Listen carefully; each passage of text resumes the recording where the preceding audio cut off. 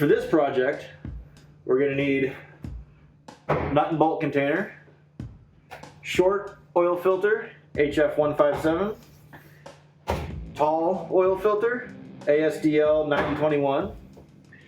In 1/2 inch, we're going to need a 19 and a 13 for the oil drain plugs. For fairings and covers, we're going to need 3/8, a 10mm, and an 8mm. For other bolts, smaller bolts, we're going to need Allen size 5 and 6. We're going to need a 12 to bleed the air out of the oil. We need a short, a tall 8mm and 1/4 inch drive, and the screwdriver to get the oil filter out. That's really all you need for this project. So first things first, you want your mobile shop floor in case you make any mistakes. And you're going to want your oil drain pan. Go ahead and break this plug loose. Yeah. Uh-oh.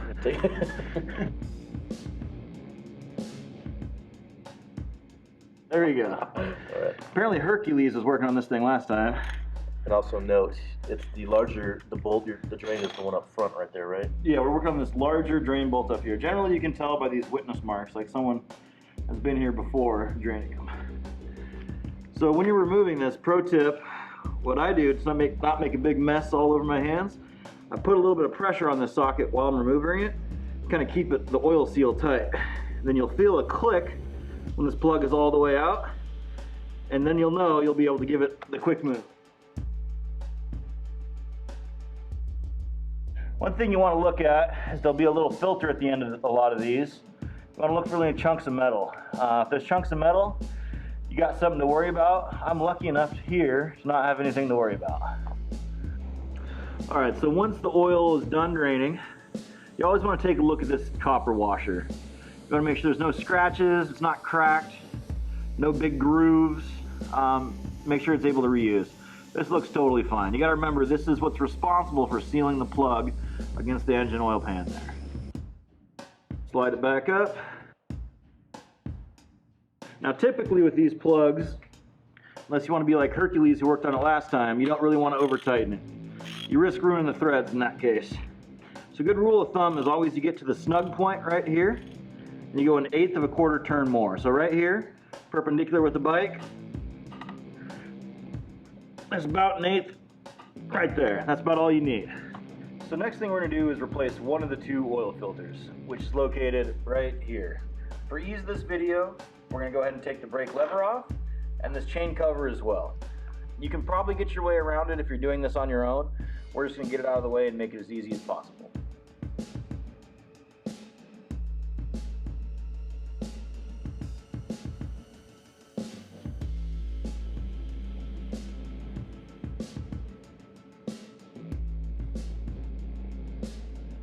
So we were lucky, this bolt was already loose. Whoever did this last time didn't do a very good job taking this apart. I mean, it was on there. That's about it. It lasted. It lasted. It didn't come up on the freeway. So this filter housing is going to have 3 bolts. You're going to pull this outer housing out. There's probably going to be a rubber gasket and the filter on the inside. It's also going to make a nice mess for us. So is that an 8mm? Yep, these are all 8s. So you can see I cracked them all loose first, and then start backing them out, and it'll start draining a little bit easier for you. Make sure your shop floor, your drain pan, yep, are all set up properly.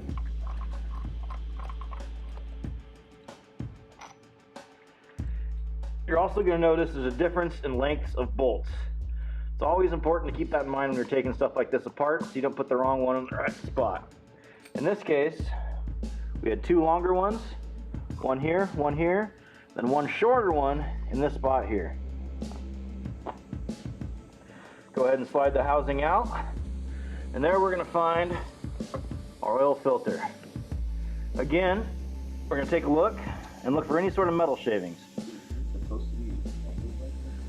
Yeah, so I don't know the answer to that. I think this is just how this filter was built.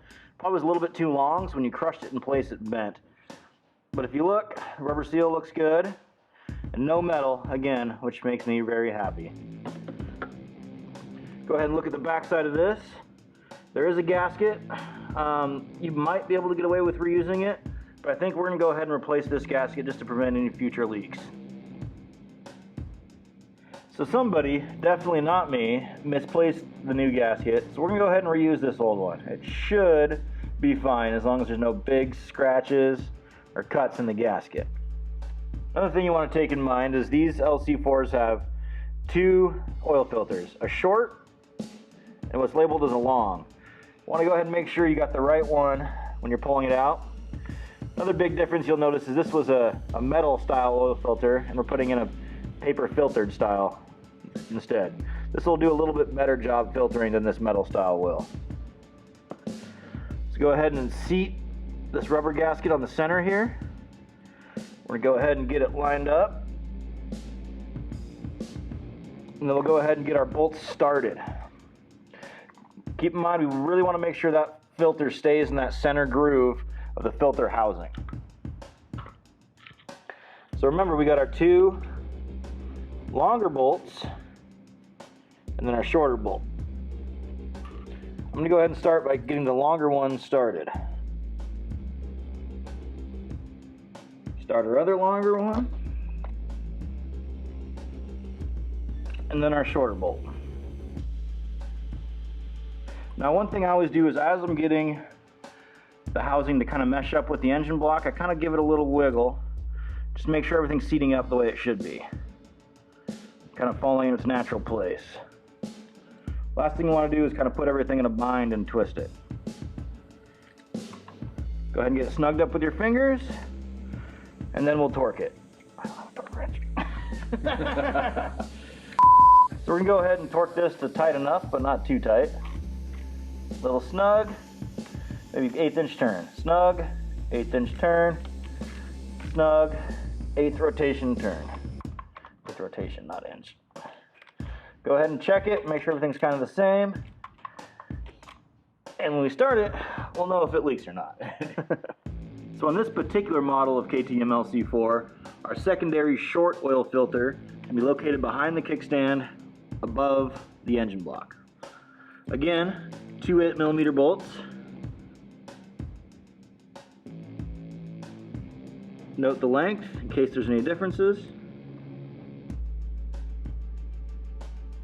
In this case, they're the same. We'll go ahead and pull this plate down, have to readjust our oil drain.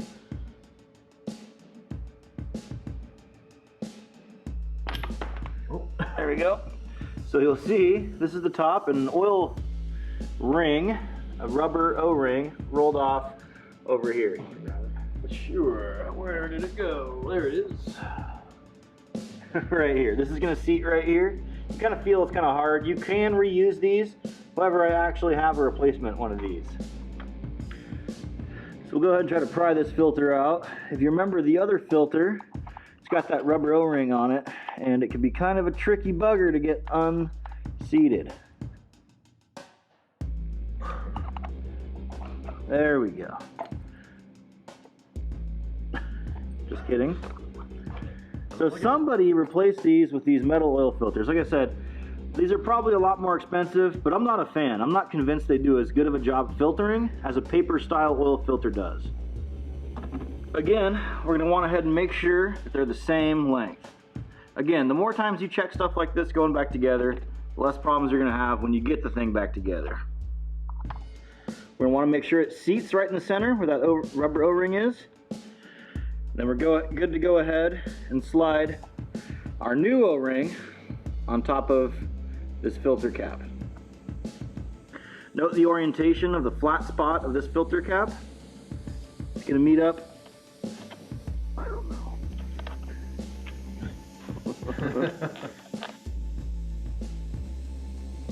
It's got to be, right? Every now and then we learn something. What's it going on here? Oh, there we go. It's just the O-ring seating. Okay. Go ahead and seat that O-ring in. It's kind of going to mesh in place here. Again, you don't want to pinch the O-ring. Just get it nice and seated. If it doesn't sit flush on its own, you know you don't have the O-ring seated properly. Again, we'll go ahead and start these bolts just finger tight.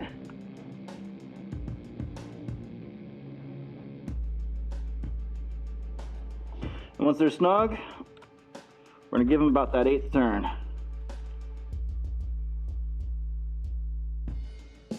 Snug it up, 1/8 turn, snug it up, 1/8 turn. Next, we're going to go ahead and fill this thing full of oil and then bleed out the oil system. Next, we're going to go ahead and bleed the magnetic oil plug. Again, give pressure to the top till you feel it click, then move your hand out of the way. Go ahead and look at this magnetic end. See, we have a little bit of fraying, but no big chunks of metal. I'm okay with that. We're in good shape. Note, this copper washer stayed in place. You want to make sure that when you're draining, that copper washer doesn't fall out, and you put it back together without a copper washer. You can see this is where it's supposed to seat. So go ahead and put this plug back in here. Again, nice and snug. And then an 1/8 rotation. This is our oil fill plug. We're going to go ahead and fill the engine with oil. If you look down here, this is our sight glass and really what our oil level is going to be at. One thing to keep in mind is that the oil level should be taken while the bike is level and straight up and not on the kickstand. What we're going to go ahead and do is we're going to fill it to the top mark on the kickstand, get it up straight, and then fill it again. After that, we can start our oil bleed procedure.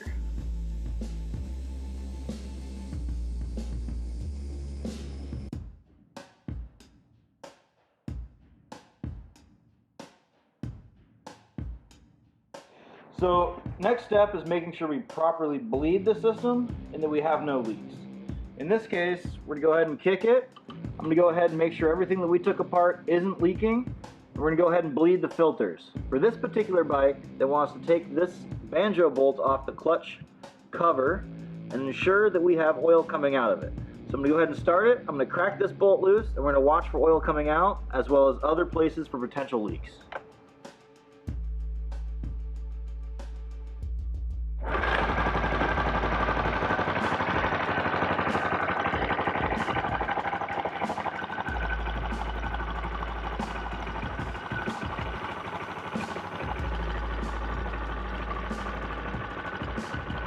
So as you can see, we got oil pouring out. That's just what we want to see. No big oil bubbles. You know the oil pump's working fine. And there's no big air bubbles trapped in the system. We're pumping enough oil.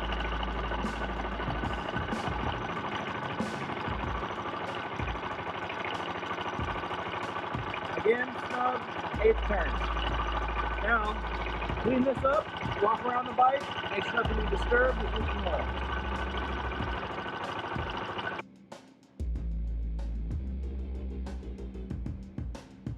So at this point in time, we changed the oil, we changed the filters, we bled the system out, we got it hot, made sure there's no leaks. Now we just kind of put skid plates back together and take her for a spin.